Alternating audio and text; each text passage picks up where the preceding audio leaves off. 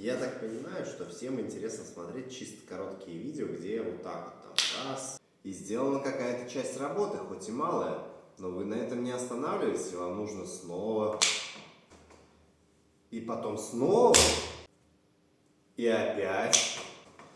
А когда же мне поделиться своей работой, если вам нужно только это? И чем тут уже делиться? Уж смотрите как есть. Ну, хотя бы ящик покажу, как работает, раз вам в целом не интересна была сборка этого изделия. Хотя видео по сборке, оно чуть подлиннее этого видео, есть в моем профиле. Кому интересно, смотрите. До встречи.